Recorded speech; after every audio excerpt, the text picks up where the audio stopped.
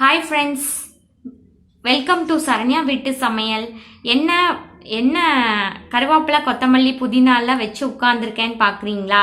இன்றைக்கி எப்படி நம்ம கருவேப்பிலை கொத்தமல்லி புதினா பச்சை மிளகா இதெல்லாம் நம்ம எப்படி ஒரு வாரத்துக்கு இல்லை ஒரு 10 டேஸ்க்கு நம்ம எப்படி வீட்லேயே ஸ்டோர் பண்ணி வைக்கலாம் அப்படிங்கிறதா நான் இந்த வீடியோவில் சொல்ல போகிறேன். இது நிறைய பேர்த்துக்கு இது தெரிஞ்சிருக்கலாம், ஆனால் தெரியாதவங்களுக்கு இது ரொம்ப யூஸ்ஃபுல்லாக இருக்கும். கண்டிப்பாக வீடியோவை கடைசி வரைக்கும் பாருங்கள். இப்போ பார்த்தீங்கன்னா நம்ம மார்க்கெட்டுக்கு நம்ம கண்டிப்பாக ஒரு 2 வீக்ஸ் ஒன்ஸ் தான் நம்ம போவோம்.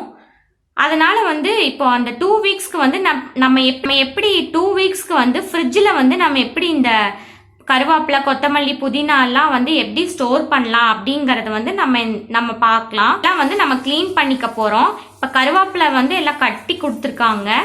கருவேப்பிலை இப்போ நம்ம க்ளீன் பண்ணிக்கலாம். நான் இதெல்லாம் தனித்தனியாக எடுத்து வச்சுட்டு உங்களுக்கு காமிக்கிறேன்.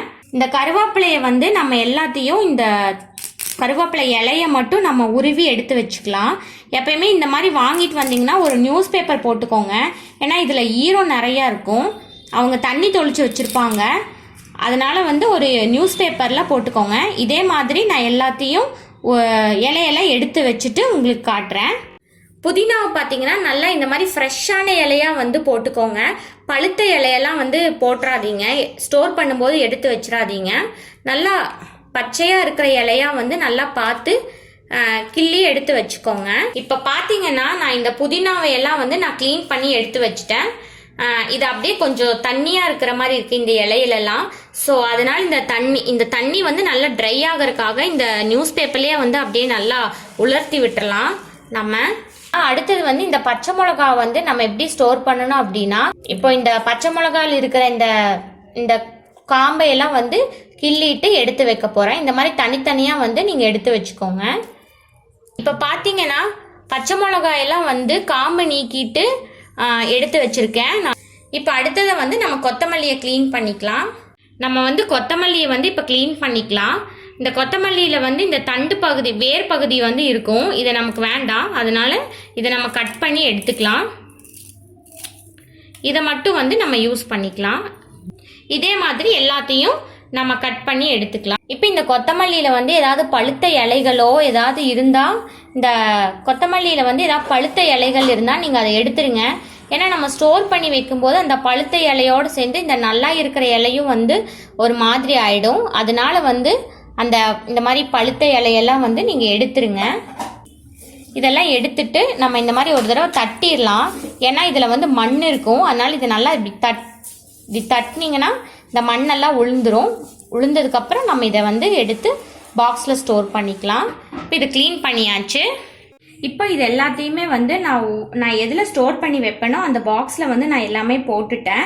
இப்போ இதை நீங்கள் எப்படி ப்ரிசர்வ் பண்ணலாம் அப்படின்னா, இந்த கிளிம் கவர்னு சொல்லுவாங்க இது பேர். இது இந்த கிளிம் கவர்னு இந்த ஷீட்டு சொல்லுவாங்க. இதை நம்ம டிஷ்யூவும் போடலாம். நம்ம இதை 2 விதத்தில் நம்ம ஸ்டோர் பண்ணி வைக்கலாம். நம்ம இந்த டிஷ்யூ இருக்கு இல்லைங்களா, இந்த டிஷ்யூவை கீழே போட்டு அது மேலே இந்த பச்சை மிளகா போட்டு மேலேயும் ஒரு டிஷ்யூ போட்டு நீங்கள் ஸ்டோர் பண்ணி வைக்கலாம். அப்படி இல்லாத பட்சத்துக்கு, ஆனால் இந்த டிஷ்யூவை ஒவ்வொரு தடவையும் ஈரமாயிரும் ஃப்ரிட்ஜுக்குள்ளே வச்சு எடுக்கும்போது. ஸோ நம்ம இந்த டிஷ்யூவை நம்ம மாற்றிட்டே இருக்கணும். அதனால் இந்த கிளிம் கவர் இருக்கு இல்லைங்களா, இது நம்ம தண்ணியை நல்லா இதில் விழாமல் பார்த்துக்கும். ஸோ அதனால் நம்ம இந்த கவரில் போட்டு இப்படி நம்ம சீல் பண்ணிட்டோம்னா, இது இந்த மாதிரி நீங்கள் கவர் போட்டுட்டீங்கன்னா உங்களுக்கு கண்டிப்பாக அந்த தண்ணி உங்களுக்கு இறங்காது. ஸோ இந்த ஃப்ரிட்ஜு தண்ணி நம்ம இதை எப்படி ஃப்ரிட்ஜில் தான் ஸ்டோர் பண்ண போகிறோம். மேலே ஓப்பன் பண்ணி இந்த நம்ம திங்ஸ் எடுக்கும்போது மேலே இந்த டப்பாவில் பார்த்தீங்கன்னா கண்டிப்பாக தண்ணி இருக்கும். அந்த தண்ணி சீக்கிரம் இந்த பச்சை மிளகா, கருவேப்பிலை, கொத்தமல்லியிலலாம் நம்ம விழுகிறனால தான் அது சீக்கிரமாக பழுக்கிறதுக்கு காரணமாயிருது.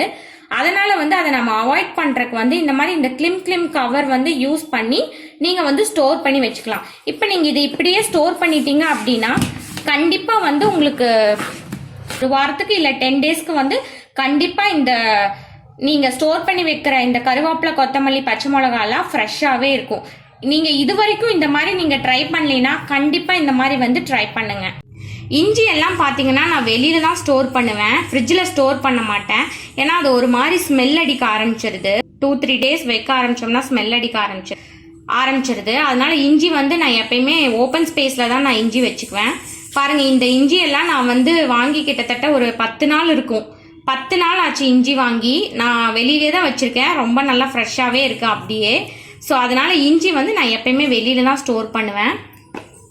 ஆனால் சப்போஸ் நீங்கள் வந்து இஞ்சி ஸ்டோர் பண்ணணும்னு நீங்கள் நினச்சிங்கன்னா இந்த பேப்பர் பேக் இருக்கு இல்லைங்களா, பேப்பர் பேக்கில் வந்து நீங்கள் இந்த இஞ்சியை போட்டு ஃப்ரிட்ஜில் வச்சிங்கன்னா உங்களுக்கு அது ஒரு 1 வீக் வந்து அப்படியே வரும். ஆனால் இதை கட் பண்ணி மட்டும் கழுவி வச்சிடாதீங்கன்னா உங்களுக்கு அது ஸ்மெல் அடிக்க ஆரம்பிச்சிடும். இப்படியே அந்த பேப்பர் பேக்கில் போட்டு ஸ்டோர் பண்ணி நீங்கள் வச்சுக்கலாம். இப்போ பார்த்தீங்கன்னா நான் இந்த பச்சை மிளகா, கருவேப்பிலை, கொத்தமல்லி, புதினா இதுக்கு எல்லாத்துக்குமே அந்த கிளிம் கவர் வந்து நான் மேலே ரேப் பண்ணிட்டேன். இந்த எலுமிச்சம்பழத்துக்கும் பார்த்தீங்கன்னா நான் எல்லாத்துக்குமே அந்த ரோல் வந்து ரேப் பண்ணி வச்சுருக்கேன் நான். ஸோ இது இப்படியே வந்து நம்ம க்ளோஸ் பண்ணி வச்சிட்டோம்னா கண்டிப்பாக நமக்கு இது வந்து 10 டேஸ்க்கு வந்து அப்படியே ஃப்ரெஷ்ஷாகவே இருக்கும். ஸோ நீங்கள் இது வரைக்கும் இந்த மாதிரி நீங்கள் ட்ரை பண்ணலைன்னா கண்டிப்பாக இந்த மாதிரி வந்து ட்ரை பண்ணி பார்த்துட்டு எப்படி இருந்துச்சுன்னு உங்கள் ஃபீட்பேக்ஸ், கமெண்ட்ஸ் என் கூட ஷேர் பண்ணிக்கோங்க. என் சேனலை சப்ஸ்கிரைப் பண்ணுங்கள். தேங்க்யூ.